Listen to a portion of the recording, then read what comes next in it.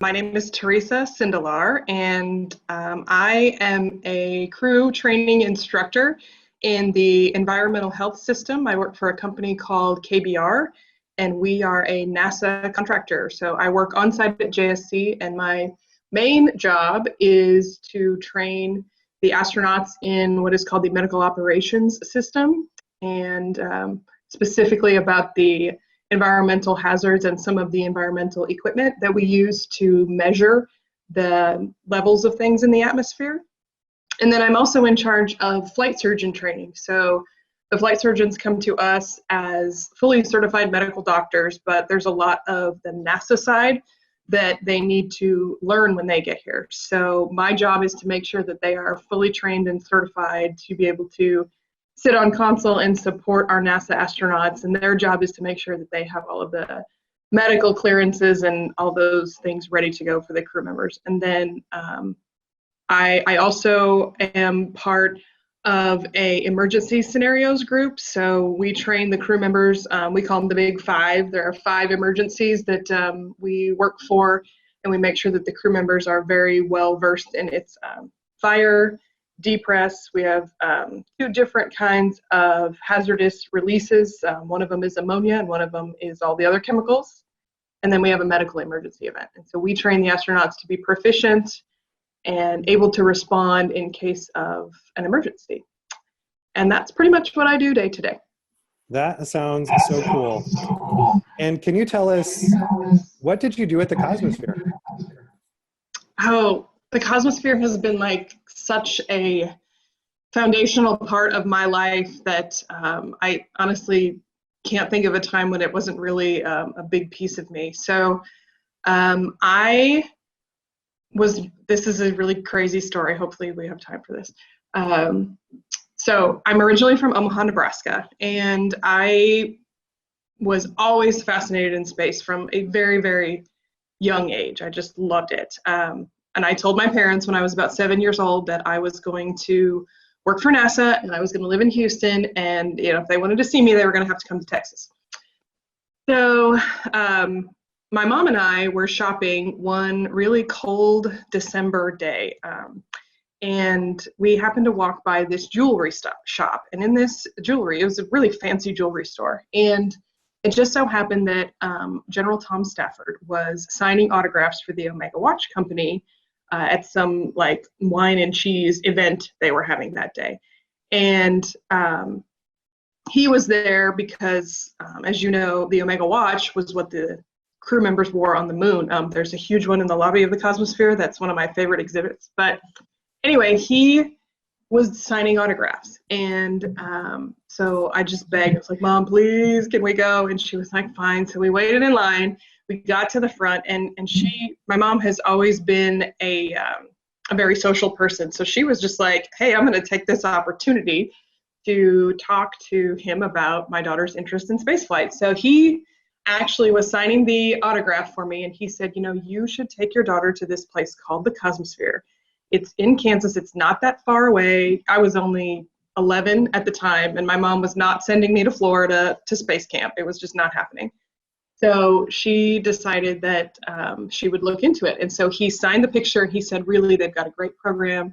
They're very well-oriented with the space program, but they're great with kids. And so he signed this picture. So this picture, I wish I had it to show you, but it is on my desk at NASA to this day. It's still there.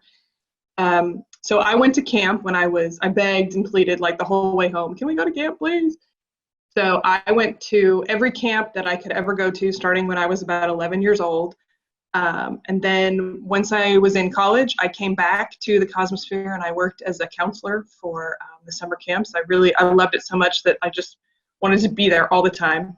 And I interned at the Cosmosphere my senior year in college, and then I actually was a full-time staff member after I graduated from college for 5 years at the Cosmosphere. So I feel like I've done pretty much every single role. It's funny, Mike and Charlie that are also here, they were my campers when I was working at the Cosmosphere. I have very distinct memories of both of them. So it's fun. And yeah, I think that's pretty much the gist of what I've done at the Cosmosphere. Almost everything is maybe the answer, except for the IMAX. I never did the IMAX. You never did the IMAX. That's okay. We'll give that a No, pass. I did do the planetarium and Dr. Goddard's lab and the museum, and I think I even worked at the store once, but did not do the IMAX. I didn't want to screw that one up. That is so cool. That sounds like an amazing experience with Tom Stafford as well. It is. It is one of my most favorite places on earth. Can you tell us one piece of advice you would have for all the young audience members watching and wondering, how can I get involved in space exploration?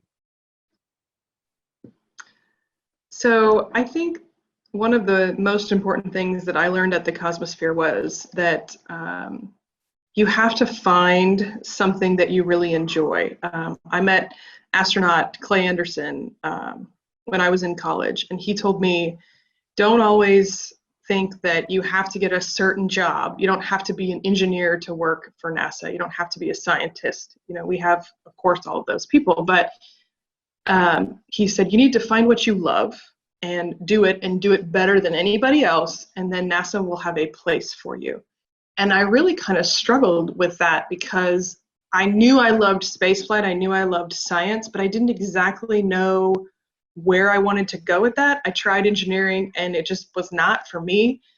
So I went to the Cosmosphere and I was a counselor, and I discovered that I had a real knack and a real love for teaching and instructing and being able to work with both, you know, young students and then older adults that would come through. I loved working with teachers, doing workshops, and I just really found that that was my passion. And I kind of was like, okay, so I have this love for teaching and I have this, you know, great science background. How do I merge those two and make it a career? And it just happens to turn out that my first job here at NASA, I worked in their Office of Education, and that was a fantastic experience. But I always kind of wanted to utilize my science background a little bit more, and so I kind of just kept my ears open, and there was crew training positions that opened up. And for me, crew training is the perfect meld of what I want to do. It's got the science and the technical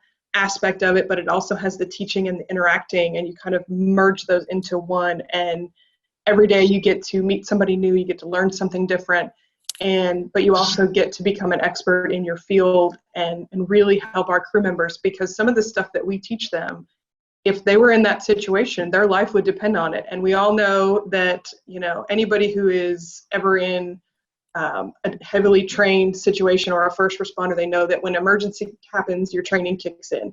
And so we want to make sure that they are ready for any of those. So to feel like I am helping them get through that training and make sure that they are fully prepared is really rewarding for me. And I think the Cosmosphere put me on that path. I don't know that I would have found it if it wasn't for the Cosmosphere and interacting with the students in the camp programs and interacting with all of the adults when I was a full-time educator there. It was something that I think laid the course for the rest of my career. And so my piece of advice would be, find something that you love, do it better than anybody else, and NASA will have a place for you. And there's lots of different jobs at NASA. You don't have to be an engineer or a scientist. You can any kind of discipline you want to think of, there is a place for you at NASA, and it's a wonderful place to be, just like the Cosmosphere. I love that, and thanks for sharing. I remember you saying that, I think it was on a conference a while ago. I heard you share that advice, and it stuck with me. It's a very good piece of advice, so thanks for sharing. I'm telling you, that was like, I remember the moment when Clay said that to me, and I was like, well, crap, now what am I going to do? And then it just all, I feel very fortunate. I feel fortunate to have had the experience at the Cosmosphere. I'm very fortunate that my mom and my dad were so supportive of this like crazy kid who thinks that she wants to go work for NASA. You know, like, I don't think a lot of like 7-year-olds say that to their parents. I know I have 3 kids and none of them have ever said that to me. So, and I feel very fortunate that people at the Cosmosphere were always so supportive. I can't I can't even fathom where my career would be without the cause. It's just, it's an amazing place. It really nurtured a lot of my interests. And I will tell you that I'm not the only one. There's a lot of us out there that went on to do great things, not just at NASA, but a lot of people went on to do great things, and they credit the Cosmosphere for that.